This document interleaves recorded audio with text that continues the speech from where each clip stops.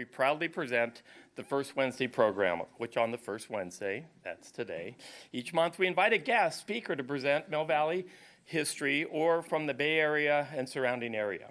My name is Charlie Vogelheim. I'm a volunteer with the Mill Valley Historic Society and an alleged millbilly.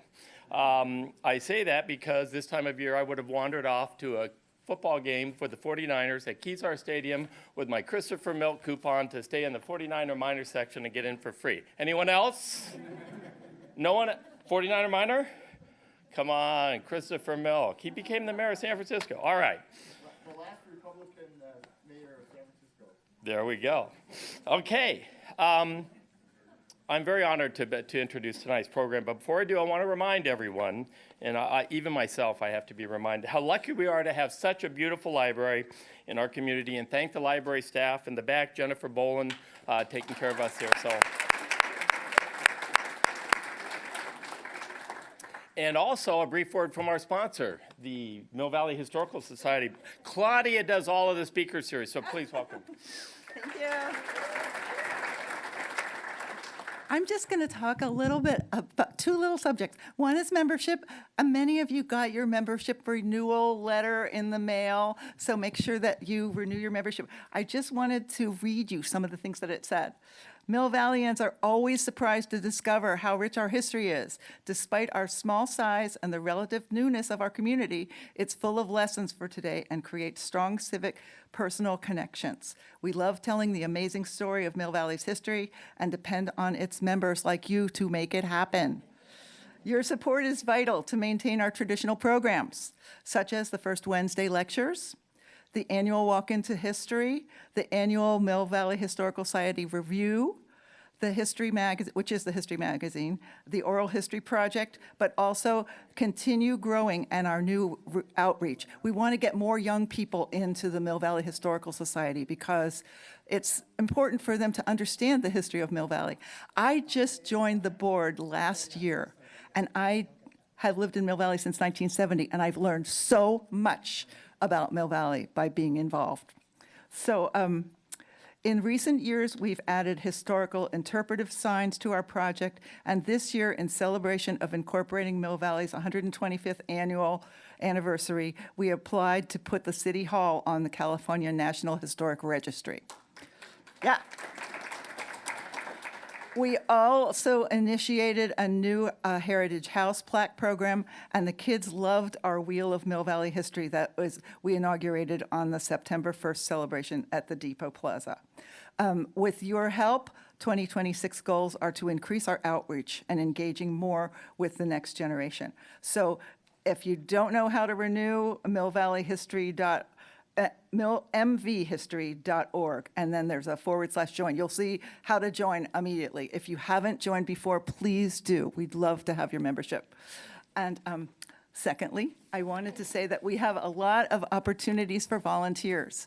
So if anybody, it's really fun. I'm not going to even suggest what things we could volunteer for, but if you want to see me after this, give me your phone number, your name. I'll give you a call and tell you what kind of volunteer opportunities there are. It's so much fun. And I'm not making you make a commitment to volunteer for anything specific, just that we could call you and ask you to volunteer. Okay, on with our show. No commitment, she says. No, it's lots of fun. And again, the quincentennial. This is the last time I get to say it at this meeting, and what a fun word to say, our 125th year, which again, it's been amazing, and what a great celebration we've had. I'm going to go back a little bit. I would like to start tonight in the year 1603. Sebastian Vizcaino, general in charge of an expedition to locate safe harbors in Alta California, that's this area, for the Spanish galleons to use on the return voyages from Acapulco from Manila. On January 6, 1603, he sighted a peninsula, it's now that we call Point Reyes, and he named it La Punta de los Tres Reyes, the Point of the Three Kings. Because as you know, Christians celebrate the Epiphany on January 6th, sometimes called Three Kings Day. Some of us call it No King's Day, but that's a different story. Now, The Point Reyes Peninsula is a triangle of land about 100 square miles in an area protruding from western Marin, bounded by the remaining two sides of the Pacific Ocean. Quoted, and a description is, the isolated triangle of land called Point Reyes Peninsula, one of the most picturesque, dramatic spots in California.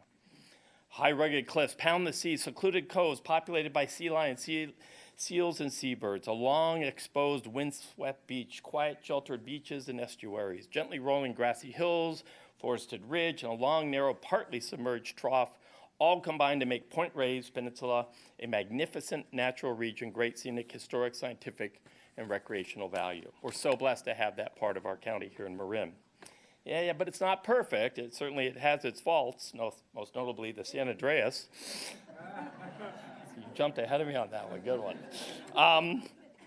There's a couple reasons that I really appreciate it and love, and you all should. First of all, as you know, those that are unfortunately born and raised in Southern California eventually learned that Northern California is certainly way better, and Point Reyes is no exception. With its origins geologically around the Channel Islands, it's been moving north with the help of the San Andreas Fault throughout its existence. Got to work on that, its existence. Also, number two, combined with the Farallon Islands, the protruding Point Reyes kept the Spanish Manila trade route far enough offshore that for 200 years they sailed past this area and never discovered the San Francisco Bay, which again leads to the wonderful area that we have. With us tonight is not to talk about the land, but to talk about the people.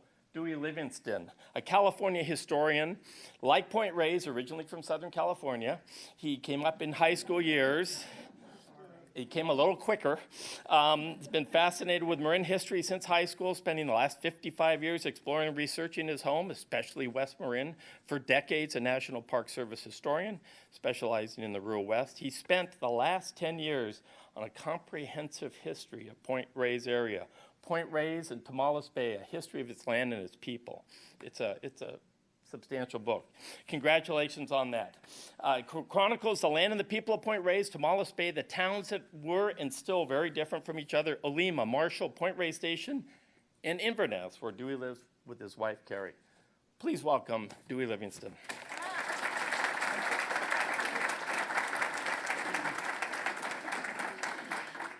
Thank you. It's always fun to come to Mill Valley.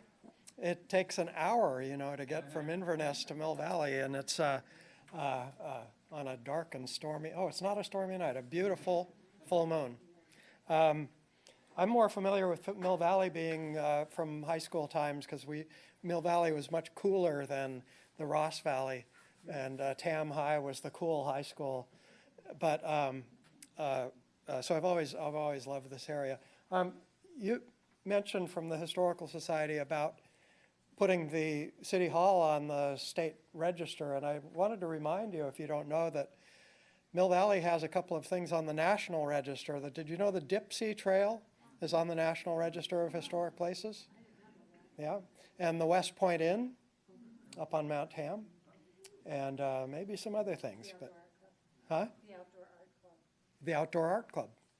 So a lot of good history here. So thank you all for coming and being interested in our western area. I'll bet most of you have traveled out there, or some of you probably regularly do. Some of you even seek out the most obscure spots possible, and that I really love is going into all that detail, and that's why this book is 600 pages long. You'll just have to live with it if you happen to get it. So my talk is called A New History of Point Reyes and Tomales Bay. I'm not here to sell the book necessarily, although I do encourage you to buy it. The proceeds go to the Jack Mason Museum of West Marin History, which is the publisher, and I get some too. And but mostly I want people to appreciate Marin County history. And I think the more you know about the place, the history, the botany, the trees, the weather, the more you can appreciate the place and love the place. And I think we need to love these places as much as possible. So, Point Reyes. And Tomales Bay is included in all of this because not much has been written about Tomales Bay. You can find older books about Point Reyes, but Tomales Bay itself is an incredible feature noticing the long straight line that disappears into the Olema Valley and exits back into the ocean at Bolinas Lagoon and then takes you all the way down to the Santa Cruz coast. That's the San Andreas Fault that was just mentioned. So it's not only a neat place to go recreate and eat and do good things, it's an incredible spot on the map of the world. If you're in a plane flying over or you're looking at maps, that's just that straight line, and the fact that that peninsula is moving north is just, I think that adds a special, I can say this in Mill Valley, a special vibe to the place. So I always like to tell the story of people as much as anything, and so tonight, and even more so in the book, I'm talking about the people there, starting with the Coast Miwok people, which I'll tell you a little more about, the dairy ranchers, and just the plain old people who came here from other places in the world and worked hard to make a living, and many of those families are still here. And then just the growing up in the area and having your friends and neighbors and family feel so close in this period of time when it wasn't so crowded, it wasn't so expensive, and it was just a great place to live. And anybody you talk to going back in time, even people long dead will say Marin County is a very special place. And it goes just beyond the natural beauty. It's just something about the people that it attracts. The book is divided into a number of sections, and I have to, of course, spend time with the original people here. And I struggled with, well, and especially these days, that I'm an old white historian, and I'm not really the one to tell that story. And there's a lot of activity now where the Coast Miwok people are coming back and telling their own story. But I've been encouraged by many of people of their descendants, and because we help each other out with various research and this and that. And I was actually welcomed into the fold in a sense. So I spend quite a bit of time in the book in a couple of different sections on the people who were here before us Europeans came and pretty much took the whole place over. It's not quite as well known that the Coast Miwok were expert basket makers, and so the picture down in the bottom shows you use of reeds and shells and feathers. And one reason we don't know much about it is almost all of those baskets are in Russia or Europe. And so some people came and snatched most of those up early on, back to the time of the Russians at Fort Ross and beyond. If you look at the earliest maps of Point Reyes and Tomales Bay, you will find evidence of indigenous population. This is the central part of Tomales Bay, and you see on the right the rancheria. Well, the town of Marshall is right about there. And so very close to Marshall, you had a major village that was called Echacolom. And across the way, there were other settlements all up and down the bay on those little coves. This is a view much later. This is in the 1920s of showing the site of Echacolom south of Marshall. And you can see little houses along the beach there. And that is a very, very ancient archaeological site, which unfortunately has been first cut up by the railroad and then by Highway 1, and now there's an oyster company, I hate to say, that has done a lot of excavation right there to flatten things out, and it's one of the most important sites in Marin County, I think. But that's called Rancheria Point, Rancheria being a term that the Spanish used for Indian settlements. And then there was another called Fisherman's at Marconi, and I'll tell you a little more about this one later. And this little community still exists, although there is only one Coast Miwok family left. And the people around Tomales Bay and Point Reyes called themselves Tamalco. Now, Coast Miwok is a term given by European anthropologists. And so a lot of the people out there are trying to tell their earlier names, like the Hukuiko and Tamalco, which means people of the coast. There were bands all over Marin County, not necessarily considered a tribe, but more like almost familial bands, etc., who would be familiar with each other and trade with each other, but not necessarily a big cohesive tribe. This is Bertha Felix, who was born in what they call Felix Cove with her cows. And this was the last place, you'll see a little more about that later, where the Tomales people were able to live on the west shore of Tomales Bay until they were evicted in the 1950s. But so here we go. Bertha's grandparents had been there, and even before that, they had Filipino blood mixed in. It was very common that new settlers would intermarry with Coast Miwok women. And so the last one living, his name was Victor Souza, lived at what's called Laird's Landing. It's in Point Reyes National Seashore now. The family likes to call it Felix Cove. And since he didn't have the tax records proving that his family had been there forever, almost forever, he was able to be evicted by the rancher who owned the property, who for some reason didn't want him there. All the generations before of dairy ranchers had allowed the people to continue to live in many of the coves. So that was the last stand on the west shore. But the house still remains, and there is activity to hopefully preserve Felix Cove and the ancestral home of the Felix family. And there's a group called the Alliance for Felix Cove that is actively seeking support to do such. This is my granddaughter's third grade class who went down to learn how to build toy Thule canoes. And they had a really great time, and we also did what we could to teach them about just the natural life there, some of the herbs that were available, and the richness of the bay. Now, of course, we all know the story that settlers came first. There were the explorers coming by, Drake, etc.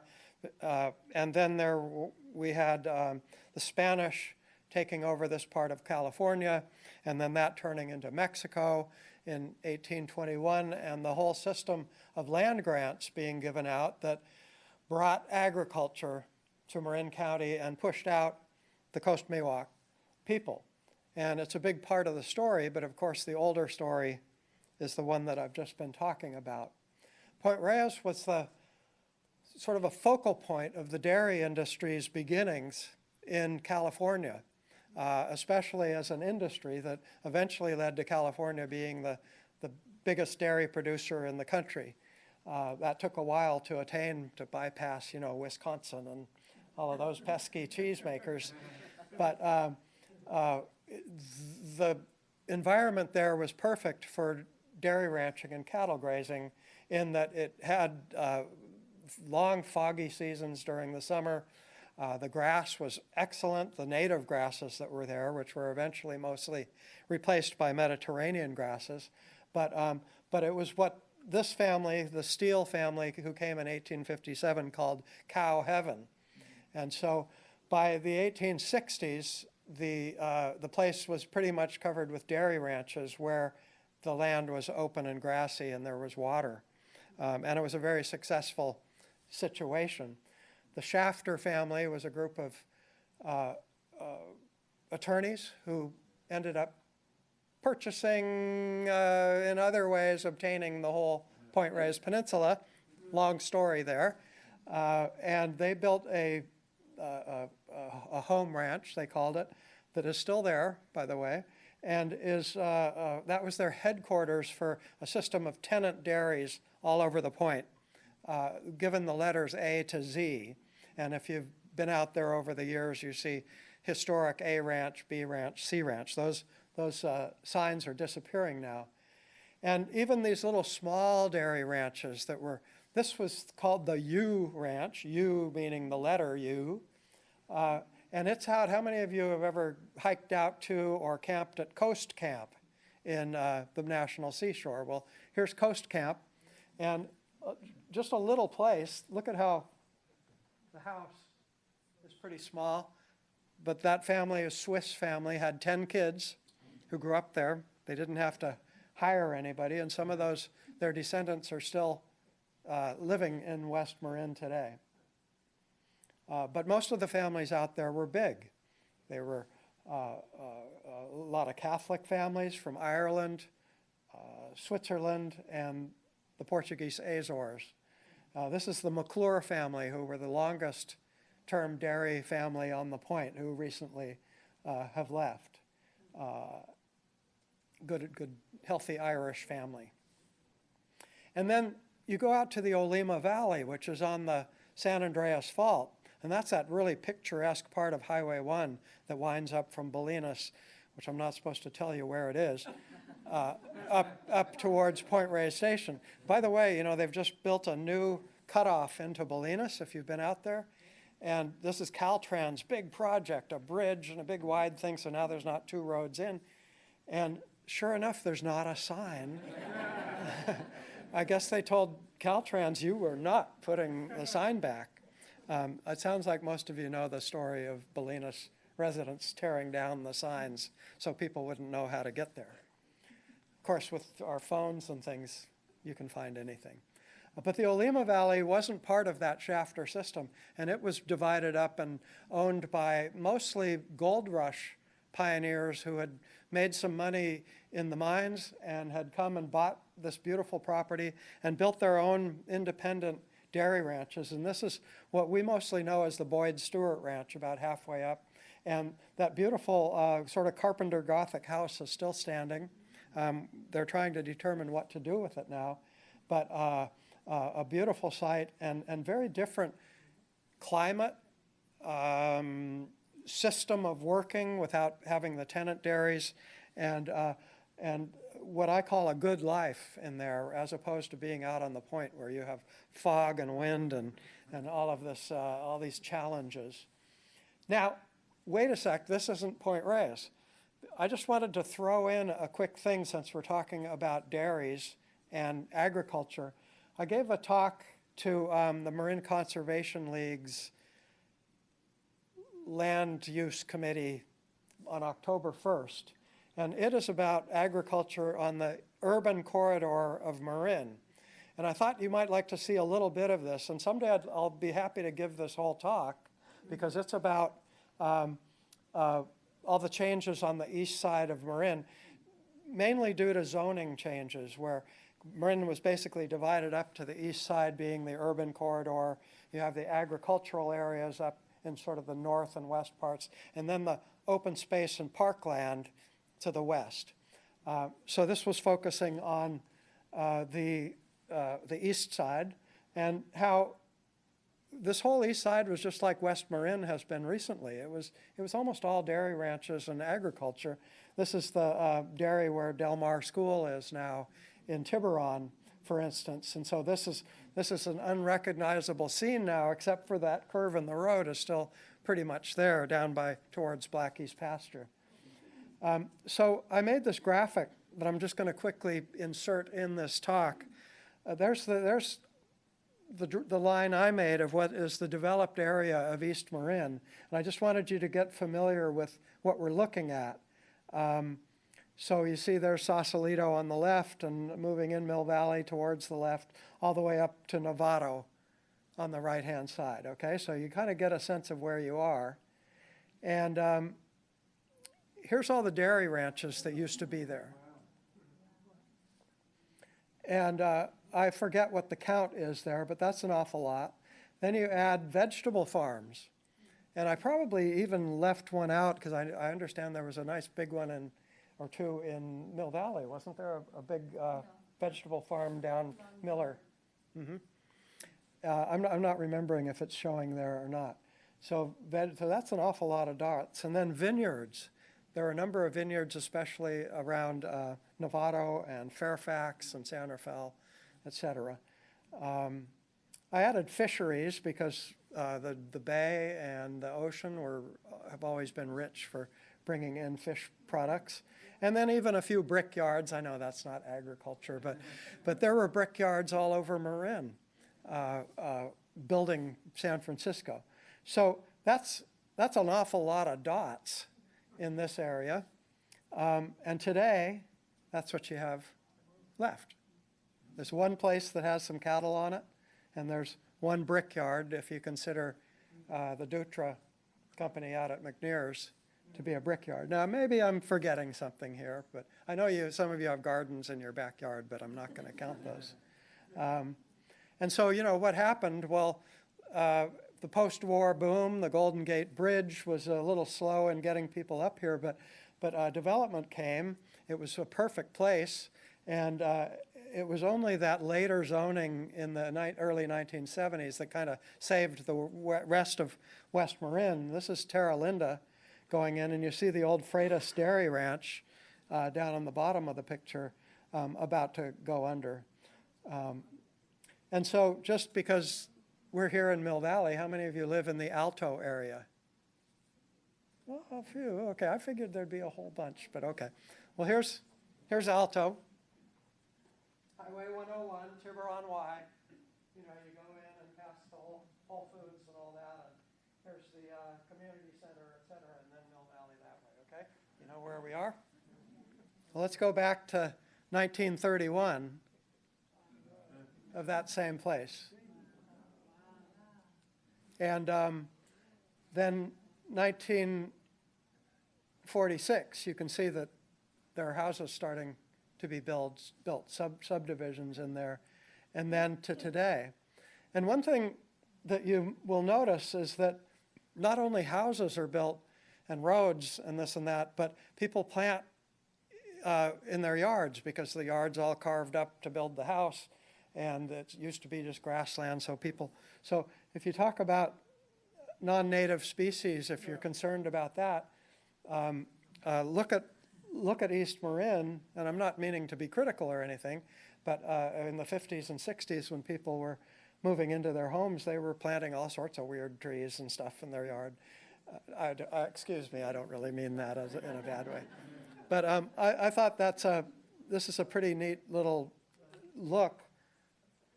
The marshland came all the way up into here. See that? That's tideland. And so that's quite a difference. Okay, back to Point Reyes. I don't think my time is up, so I have more to talk to. People started settling there very early in California's history. So for instance, Jeremiah Blake came to Tomales Bay in 1852 and eventually bought his property, and he built a beautiful house with the two chimneys and a barn. He grew some orchards. For a while he tried planting eucalyptus like some people did, which didn't really work out too well. He had a duck farm. He was a saddle maker. He was a good solid New England stock, bringing that culture to West Marin, and then built that lovely barn. This today is the Strauss Ranch, and you might, I love the story of the Strausses coming. In 1941, on the left, you have Bill and Ellen Strauss, and Ellen is well known for one of the co-founders of the Marin Agricultural Land Trust, who was one of the people bringing ranching and environmental work together to, to solve a lot of different problems with that. And then on the right are their partners, Hans and Dina Angris, and they were all from Germany and Holland, and they were Jews who were escaping Nazi Germany for the most part, and they came here and they plopped themselves right in the middle of a very conservative community of old-time Swiss and Irish ranchers who at first didn't really know what to make of these sort of progressive, liberal, well-educated strangers coming in. But they were treated, for the most part, really well. But forever, they were sort of the Democrats and the Republican stronghold, for instance. The only ones who were rooting for JFK, et cetera. So I just like this picture of one of the Angus, you know, all of these ranch kids grow up with a lot of chores and taking care of their animals. She's a friend of mine and is now 65 years old or so. And Albert, the older son of Bill and Ellen Strauss, has the Strauss Organic Creamery that has really good ice cream if you've tried that. Now, I talked about the various people coming from countries around the world, and I mentioned Ireland. There are a lot of Irish came to Marin County, and especially the western part. And you have to think that these people came looking for a better life. They needed to get away from the problems in their homelands, and that they kind of found places that were similar to where they were from. And so Marin County, and especially coastal Marin County, had a lot in common with Ireland and the Azores and Switzerland, although the middle part of the county tended to attract the Swiss, although we found them all over. Would you consider that a good one, Marilyn, that the more mountainous area, Olema and stuff, was kind of like little Switzerland? She's kind of going, I'm not so sure, because they were all over. But this is the Gallaghers who came here in a covered wagon in 1862 from the East Coast, and then from Ireland before that. How many of you shop at the Mill Valley Market and go and get their meat there? And do you know Kelly and Chuck, the twins? Yeah. This is their great-grandparents. And so there are still many of these families here generations later. I think that one of them is not working there anymore. But they're both there? Okay. You can tell them that they've been to this show before. But they came and rented ranches for a while, and this is a typical story. They would rent a place or even work as laborers on a place, save their money. Almost all these people were very frugal, and they'd save their money and eventually be able to buy a place. And the Gallaghers ended up with 3 or 4 nice dairy ranches in West Marin after a while. And like I say, their family is still here. Here is at Black Mountain, which is the what do you call it, the landmark mountain overlooking Point Reyes Station. The Black Mountain Ranch still has that beautiful big barn there. And by finding the old photographs from families and doing all this research, you find a lot of the more obscure work that they were doing that you don't always realize how much time they spent growing hay and feed for their animals, for instance. And so one of the families up on Black Mountain had a number of pictures of the operations of piling by hand and with pitchforks and stuff hay, and the hay had been cut with horsepower. This is the 1920s. This isn't really even that long ago. And seeing all these other industries that went along with the ranching that was, and this is true all over the county. And pigs, all these dairies up until the 1930s or so and 40s had pigs. They were pig farms too. We talk about dairy farms. Well, they focused on the dairy, but they all had pigs to eat the byproducts, because when you were making butter, you didn't need the skim milk. Who wanted skim milk? Ugh. And so they fed it to the pigs, mixed some grain with it, and so pigs were their other situation for making a living. I wasn't planning on this, but you see in the back, that's Black Mountain. And some people call it Knuckle Mountain because it looks like a fist. Well, what we found out more recently, because we've always been interested in all the names of it. Some people call it Elephant Mountain. Some people call it Knuckle Mountain. It's officially called Black Mountain. But we found out the Coast Miwok name, which was Oyan Muchas. And that means coyote hand game. And the story goes that they played a game amongst themselves where they had a variety of coyote bones, and they would hide one in their hand, and you had to guess which bone was in the hand. and that they named the mountain after those knuckles of the hand. I think that's a credible story. It comes from Isabel Kelly's work talking to Miwok elders. And then there were sheep branches all over Marin too.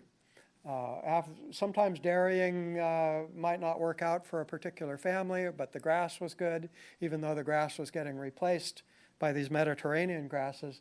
And so we had quite a few sheep operations where they were raising sheep not only for wool, but also meat and lambs and this and that.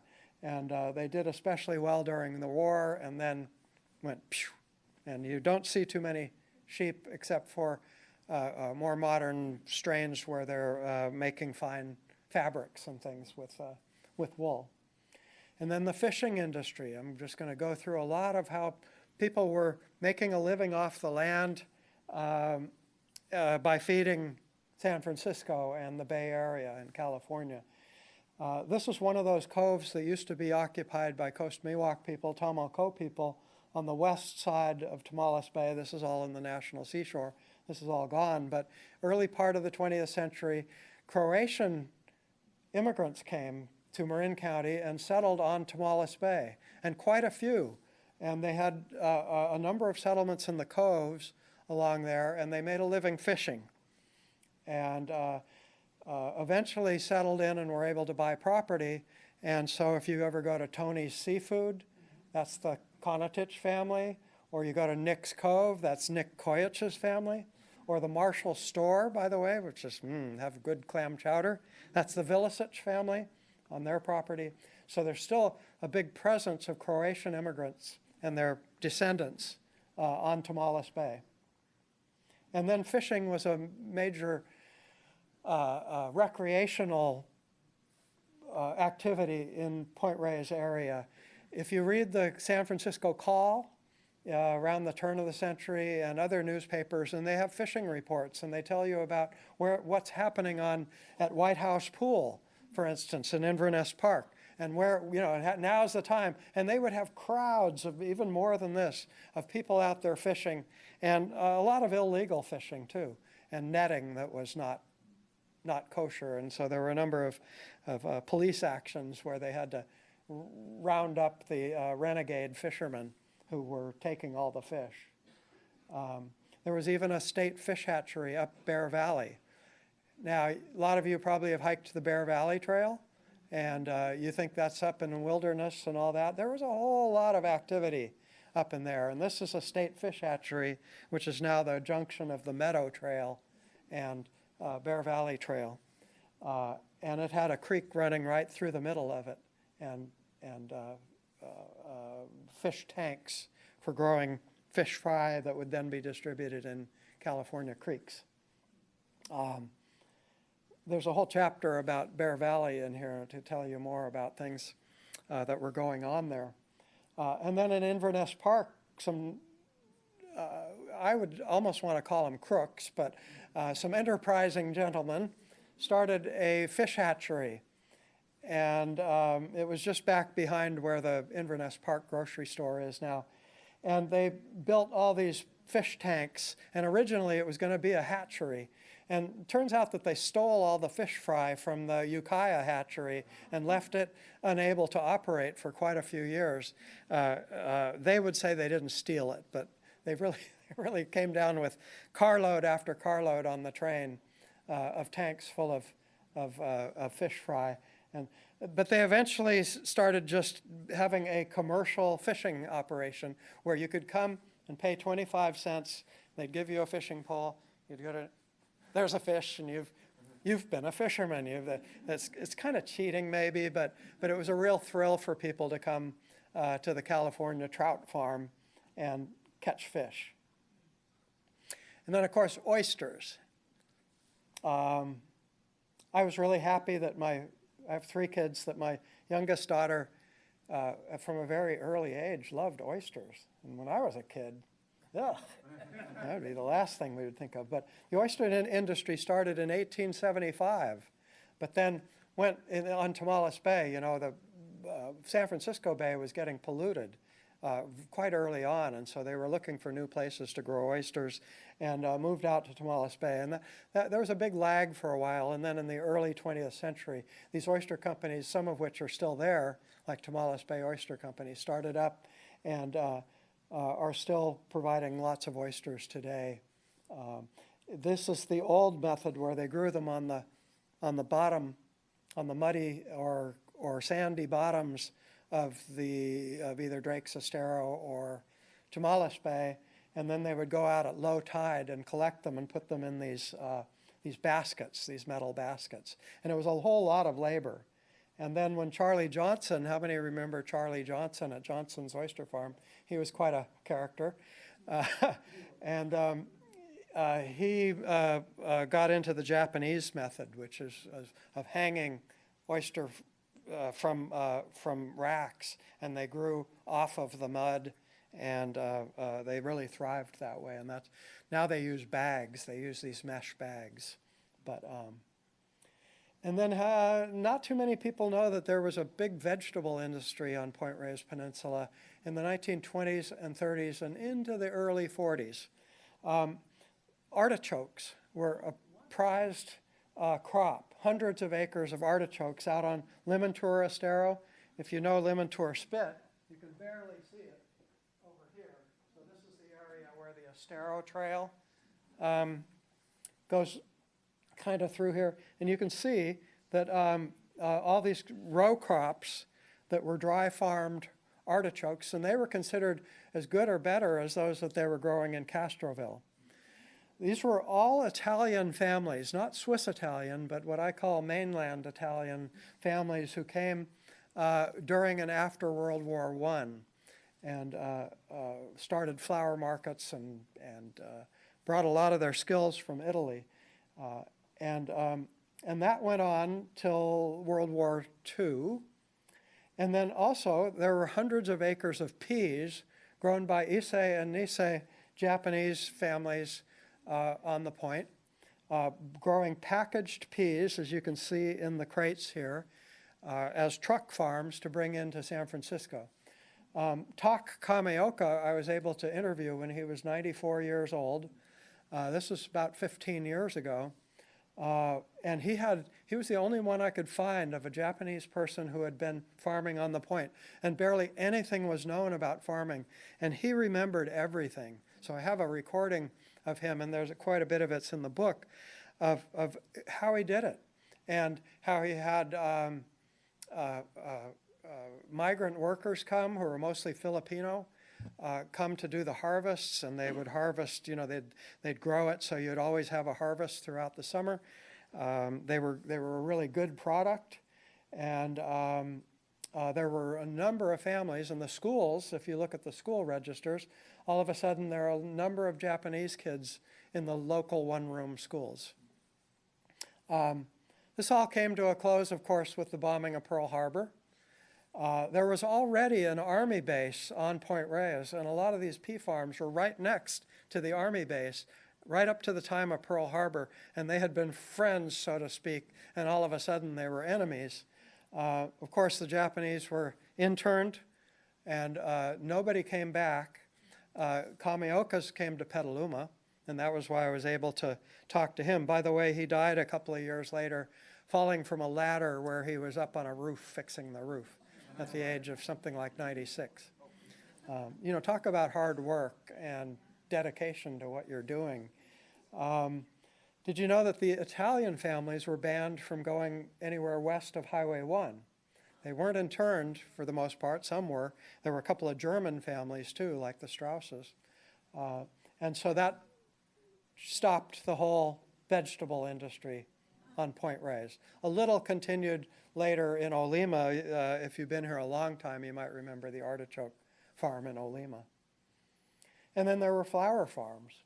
So this is at the Laguna Ranch where the hostel is, and the Clem Miller Environmental Education Center. And if you know where to find it, there's still a daffodil patch that still blooms out there, but I'm not going to tell you where it is. These are lilies, aren't they? These are some kind of lilies. So there was a lot going on. I'm seeing I got a I got to move on here, but I have a lot to talk about. So not too many of you are asleep, so that's okay. I really like schools because I raise kids and now have grandkids and stuff. And schools, I don't know if I liked school, but I really like learning about school. And so look at this map. This is all the one-room schoolhouses that were on the Point Reyes Peninsula and on the east shore of Tomales Bay.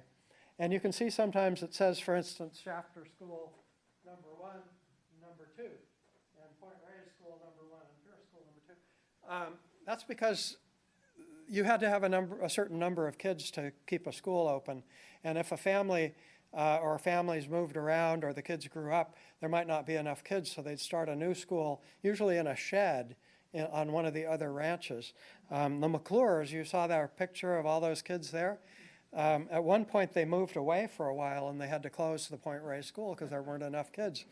And the few kids who were left, their father had to start a private school with just 3 kids until there were enough to start a county school again. But so you look at the faces, and they're all kind of us today, but you look at the clothing that they're wearing, and you look at what their lifestyles were like and how different that is from Marin County today. But by the way, there's some Gallaghers in here, so you could tell Kelly and Chuck that they probably saw their grandfather in here too. But this is the public school, beautiful building in Point Reyes Station. And when it was determined to be unsafe for earthquakes in the early 1950s, they moved and eventually built the West Marin School. And the Marin County Fire Department very carefully disassembled this building and built a modern fire station on the site. And they were able to build a state-of-the-art county fire station for about $10,000 because they had such good lumber to build it out of.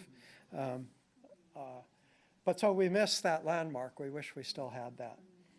But all these little one-room schools, the Halleck School, and that was named after Henry Wager Halleck, who was one of the notable generals in the Civil War. He was Abraham Lincoln's chief of staff, and he had bought land in Marin County, and he had to sell it all when he went east to work for Abraham Lincoln. And some credit him with some of the strategy of winning the Civil War, although there's a little controversy about that, so I won't go farther into it. But I can just imagine, because most of the settlers in the Halleck School District were Southerners. And so what did they think? That their kids were going to Halleck School, and he was the enemy. And then the most obscure school is the Salmon Creek School. It's way up in the hills above Millerton, and do you even know where Millerton is? It's just in the middle of nowhere. They couldn't figure out where to put a school where all the kids could get to it, so they put it at the top of the mountain. And all the kids and the teacher had to go up to it. And with some of them, it took well over an hour to get to school. And you couldn't drive or anything like that, even when cars were there, because it was too steep or muddy. And this obscure little school, I was able to find 11 kids. It closed in 1942, and I was able to find 11 people, elders, who had gone to that school. So there's a lot of information on this obscure school. And this is the only picture I could find otherwise. And this is the class going to the 1939 Expo on Treasure Island. And a lot of these kids are named Baxman because the Baxmans had 11 kids and supplied that school for quite a while. Now, of course, there's the towns. I'm not going to get into that today, but many of them were born of the railroad. This is Point Reyes Station with a narrow gauge railroad that went from Sausalito up through, bypassed Mill Valley, but they put the branch up into Mill Valley, up through the Ross Valley, out through San Geronimo, et cetera, to Point Reyes Station and up the bay. And that depot is Point Reyes Station post office today. So you can stand right there and imagine the train coming through. And then Olema. Olema was a hopping place. Before Point Reyes Station was formed, it was, one of the important towns in the county, along with Bolinas and Nicasio and San Rafael. And it has a really interesting history that I'm not going to go too much into now because I'm running out of time. But this is Tokoloma. And the IJ once wrote a little feature about Tokoloma while it was still there saying, blink and you'll miss it. And because Tokoloma is now, there's nothing there except an old cattle ranch, the McIsaac's Ranch. But there used to be this glorious hotel on the banks of Lagunitas Creek, or Paper Mill Creek. And that bridge has been replaced a few times. But that building was built in the 1880s, 1881, I think, burned down in 1917 and was rebuilt as a much more modest structure, that one on the left.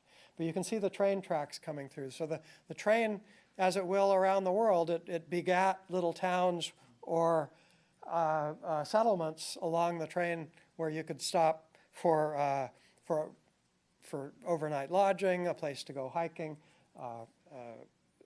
food. And Tokoloma was especially popular with sportsmen who would go up into the hills and be hunting or fishing in the creek there. But during Prohibition, it became a notorious speakeasy, and but the family that ran it survived their jailing occasionally, and it operated up into the 1940s. And this old bridge at Tokoloma is still there. You don't drive across it anymore. It's been bypassed. But it's a beautiful example. It's a it's a J.C. Oglesby designed bridge. And if you know the famous bridge in Larkspur at the Corte Madera, there's one that's on the National Register. It's the same bridge with those beautiful concrete arches. And then I get into the 20th century. And so, for instance, here's the famous train that got knocked over by the 1906 earthquake. And there's another view of it that isn't seen so very often. It was waiting to go down to the city when the earthquake struck early in the morning, and it just knocked it over on its side. And it's amazing what these guys can do, because they righted it, they repaired tracks, there was a lot of damage along it, and the train was running again within a couple of weeks. And it destroyed the only brick store in Point Reyes Station, completely to rubble. This was the Grandy store. Now, what did the family do? But they turned around a few years later and built a new store that was huge and was 2 stories, and they made it out of brick. But it's still standing.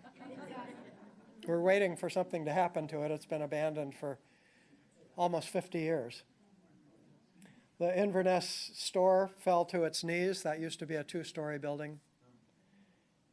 And Alexander Bailey's pier, which used to be straight. Now, the San Andreas Fault is going right down Tomales Bay there. So that was right in the middle of it all. And so that used to be a straight pier and so the researchers studying the earthquake took that picture because it was such a fascinating artifact. And then, of course, there's the cow in the crack story. Have any of you heard about how the earthquake came and in Olema they were milking cows and the crack opened up and a cow fell in with only the tail sticking out? For many, many years it was a very famous story, and it's been debunked many times. But I was able to talk to at least 3 people who saw it. This is back in the 80s, so these people were in their 70s and 80s, and a number of letters of people who saw it. And I've come to the point, if you read the book, that it happened. It could happen. I write about the seafood restaurants on Tomales Bay. Jensen's Oyster Beds isn't there anymore, but this is Anna Konatich of Tony's Seafood. And that's Nick Koyich of Nick's Cove, back when they were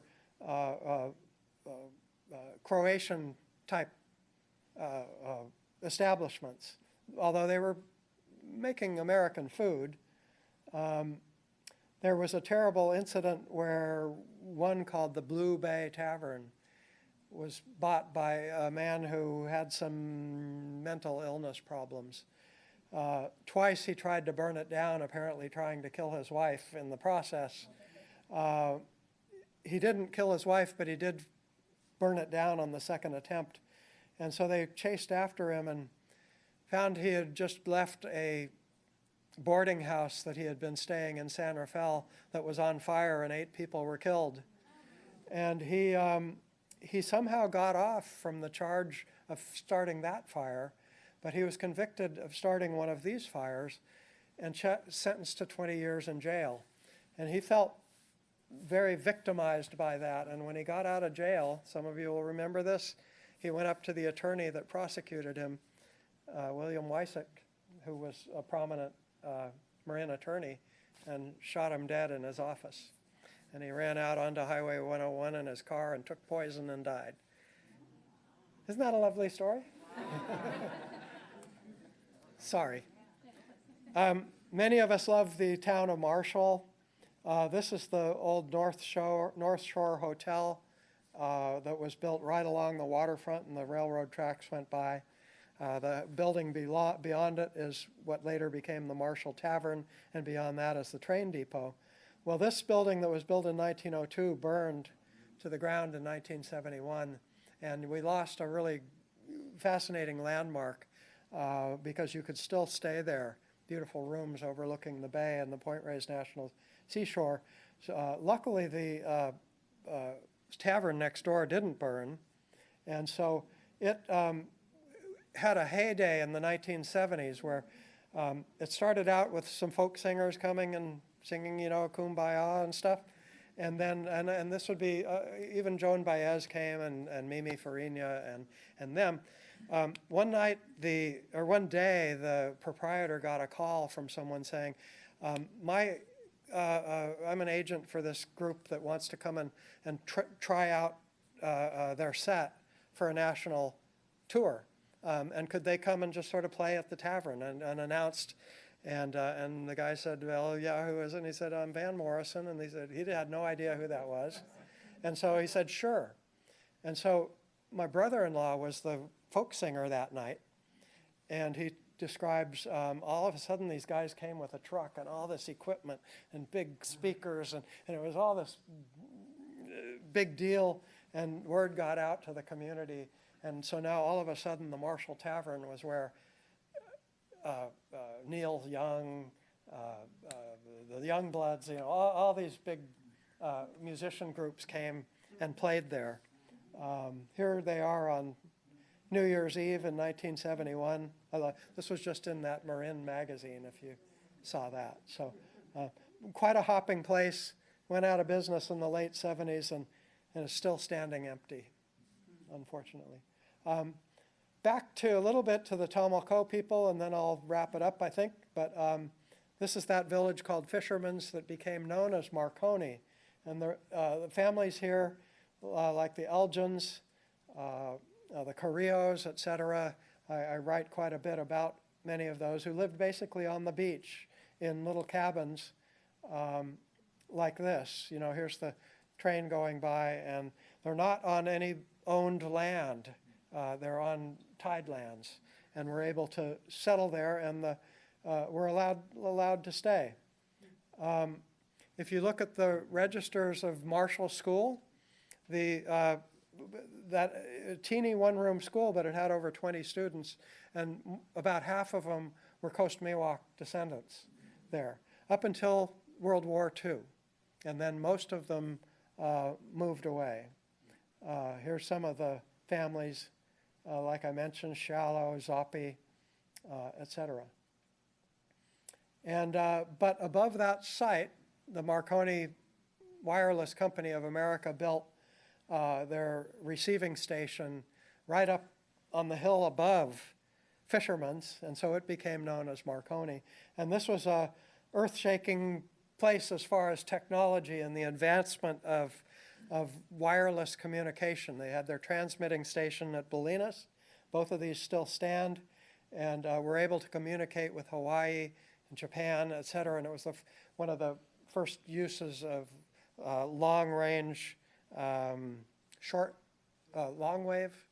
If anybody can correct me there, I'm going to forget where there is. Long wave, I think, transmissions that we can, our cell phones, we can maybe thank. Maybe we don't thank for these, but some of this early technology of sending messages through the air. So here's the Marconi wireless station with the little Indian village down below. And that Marconi place became Synanon in the mid-1960s. Synanon, really good documentary on HBO that has a lot of film from here. where they moved up from LA. They bought a whole lot of property. They had money. They were run by a guy named Chuck Dederich, who was able to expand that Synanon empire. They were started as a drug and alcohol rehabilitation center, but eventually developed into what most people call a cult. And all sorts of stuff happening there. They had a manufacturing where they made pens, personalized pens and coffee cups and things like that, and had a whole community, an intentional community of hundreds of people living there who came there for the lifestyle as much as anything. It developed into that rather than more of a rehabilitation center. So here they built big warehouses, and this is doing a demonstration for visitors and the press of marching like a military unit. Dederich at one point demanded that everybody shave their head. Another time he had everybody change their marriage partners. It turned into violence, guns, things like that, and they were eventually, they worked to evict the last Coast Miwok family living on the bay, which lived right below. This is the Rocca family. And they didn't succeed because the Roccas were right on that little bit of tideland, and they turned out they didn't have the right to evict them. The Point Reyes Light went after them, and eventually they left, sold their properties to various entities, and finally dissolved. He ended up, and a number of his people ended up in jail for a while. And the Point Reyes Light won the Pulitzer Prize for their coverage. So, now I'm going to wrap it up. Okay? Huh? It's a state park now. Yeah, the one that I showed you is now Marconi State Historic Park, and it's operated by a private entity, and there's a restaurant and places you can stay there now. And then the other properties were sold to private. Well, the Marin County has the Walker Creek Ranch, which was a Synanon ranch, which is an outdoor education place. So anyway, I just like the people and what they did and how things have changed. And you talk to the old timers, and you get a real sense of how much they loved the life that they were living. This is May Bordessa Veloza, who I spent a lot of time with in her 90s, with her pet sheep on the Tomales Bay, and all the traditions around our little towns. This is the Western Weekend Parade, which still happens. It's been going since 1950. And anybody identify that car? That's a real cool one. And notice the feed truck behind, covered with, that's not part of the parade. That was just part of day-to-day life in Point Reyes Station. And so I end with an essay based on my experience of the last 50 years. It's not a detailed history like the rest of the book, but it's more, because there's another book about the last 50 years in Marin County in general. There's been a whole lot of change here, starting with the coming of the hippies in West Marin, and the rise in land values, the comings of the parks, et cetera. So I use a lot of photographs that I took over the years, like that's Jenny Leali on the left, who grew up on a dairy ranch in Marshall, and with her collection of cow, what do you call those? And on the right is Fred Rodoni. That's his 80th birthday, pitching for his baseball team at West Marin School. He had been his whole life there playing baseball, coaching baseball, and here at age 80 he was still pitching. And Armando Quintero on the left was a park ranger, and that I took the picture of him in the lighthouse where he was serving, and he's now the head of California State Parks, lives in San Rafael. And Alicia Hernandez, who at the age of 12 started the first Spanish language column in the Point Reyes Light, reporting on things that were going on in her community. And her mother had the Mexican food restaurant called Mi Casa, which I can still remember how those enchiladas tasted. There have been a lot of changes in the last year in Point Reyes. And I'm not going to get too political, but no matter what you think about cows in parks, that's a whole issue. But for me, people has a whole lot to do with it. This is the Kehoe family that's been there over 100 years. This was their last milking after the younger women there are the fourth generations there. And this was their last day, and they posed for a picture in front of one of their barns. So you're going to see the landscape change a lot without ranching and dairying out there, some for the better, but you really see a cultural shift. This summer I ran into Joe Lunny and Betty Nunes. They're the oldest old-timers out on the point, both 94 years old. And there they were in the grocery store, so I said, I just have to take a picture of you two. And they were all preparing to move. Now, again, no matter what you think about cows and the environment and stuff, think about the people, though. Gone from Point Reyes now because of that settlement are 80% of the family units who've been there 100 years or more, and 90% of people who've been there for 75 or more years. And around 95% of people of color are gone. And this is not only the Point Reyes ranches, these statistics include Inverness, Inverness Park, Bolinas, and everything west of the fault. So that's a huge cultural shift, and it's a huge loss for us. So we're really mourning that right now, and it's such a big part of our history. And these families are all scattered to the winds now. So we'll see what happens. There's going to be a lot of challenges ahead with the place. And one thing that is positive happening too, though, and I won't say too, I mean there are positive things to restoring the land, to elk habitat and such. But one thing that's happening is this full circle is coming around. And the Coast Miwok people, Tamalko, Hukuiku, are getting re-involved in the place and coming back and learning their history and learning their language and obtaining land. And so in that way, it's a really neat thing that's happening. And I hope we can all support these groups, the Coast Miwok Tribal Council of Marin, the Alliance for Felix Cove, and even the Federated Indians of Creighton Rancheria up in Rohnert Park.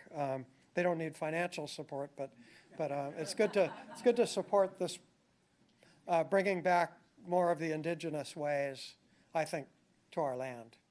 So if you're interested in the book, again, I'm not trying to sell it here, but you can get it shipped to you from jackmasonmuseum.org. You can get it at Point Reyes Books, Toby's Feed Bard Book Passage. I just dropped off, they only wanted one, but there's one copy at the Book Depot. So if anybody really wants it, you better get there early tomorrow. And they said they'll get another one when that one sells. So I don't know. I was hoping they'd take 10 or so. But so anyway, it's if you're really interested in West Marin, it's worth seeing. And thanks to everybody that helped with this. And I went too long. No. You added that Mill Valley part. Normally we do Q&A. Just a reminder, we all need to be out of here by 8 o'clock. If you want to start folding chairs, just lean them against the wall because we don't have the racks out yet. I have a couple quick questions and a shout out to this year's historic walk. Olema was a part of this year's historic walk because the street Ethel is named after Eastland's 7-year-old daughter who died in a train incident in Olema. And that was just, everyone was going, where is that? Where is it? So thank you. Thank you for that. Is actual factual Drake spending time on the beach here in Drake's Bay, or? Well, I believe it, but Okay. I still don't think that the smoking gun, so to speak, I'm not supposed to use that term anymore, I guess, isn't there. You know, the Drake's logs were lost.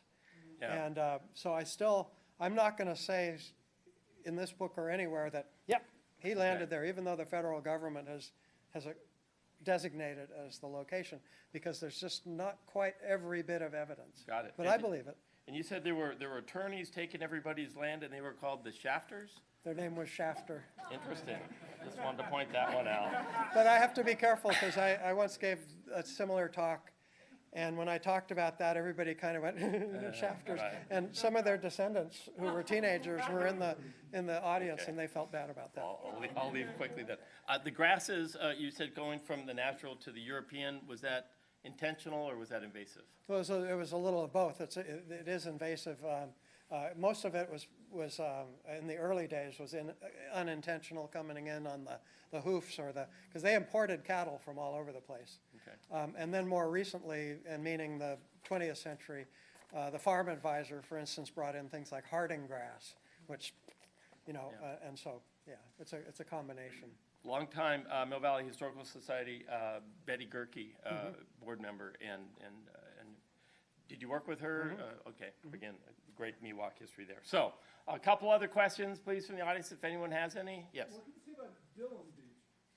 I don't include it in here because it's just a little too far out of the scope and would have made the book way too big.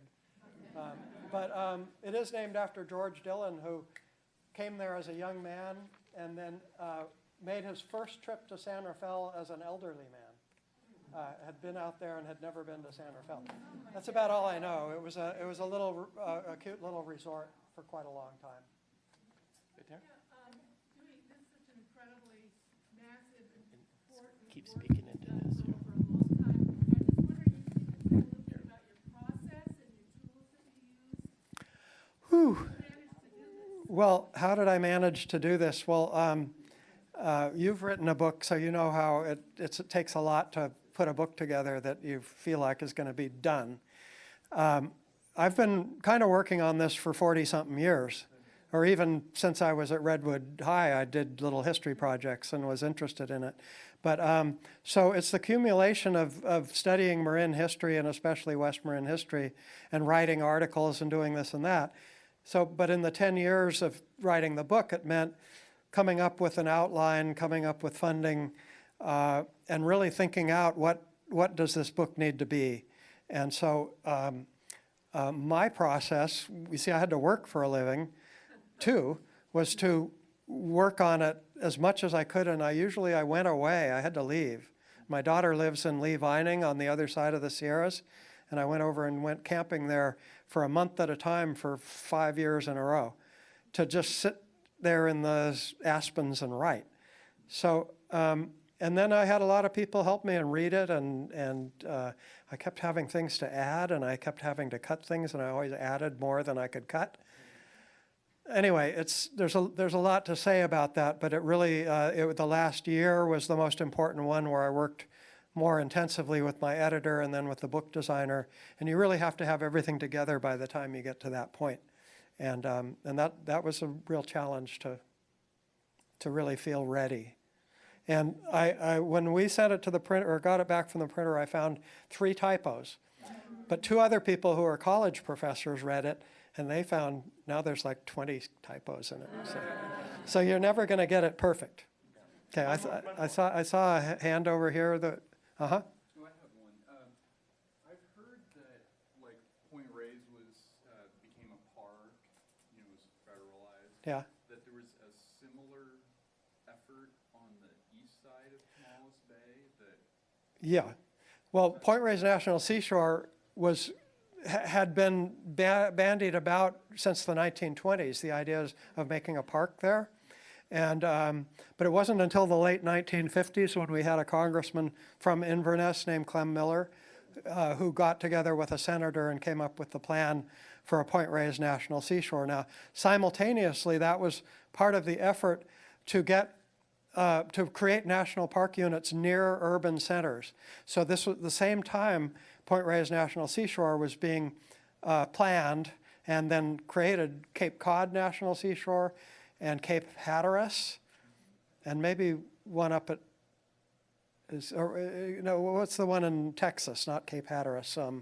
There's one in Texas. But so those were all kind of sister national seashores, with the idea of that people from Bay Area, for instance, could go there and have a place that they could go for day trips, for instance, which was very different from national parks. So then, as is typical with a national park, the gateway communities are suddenly faced with a lot of development pressure. And it was considered that the Tomales Bay watershed was important for the health of Point Reyes National Seashore. So it was floated to increase the national seashore, or really GGNRA, up the east shore of Tomales Bay. And that ran into so much opposition in a number of ways, and also it just kind of petered out after a while, and so that didn't happen. But it is true that Golden Gate National Recreation Area has parcels of land west of Highway 1 up the east shore of Tomales Bay. Up closer to Tomales, there are about 4 different pieces that you wouldn't know it, but those are part of the GGNRA. Yeah. So Okay. once again, thank you, Dewey. Yeah. Help with your chairs. Thank you. Don't forget to sign up for more information for the Historical Society. Talk to Dewey on your way out, and please, if you can, fold your chairs and just lean them against the back wall. That's very helpful. Thank you.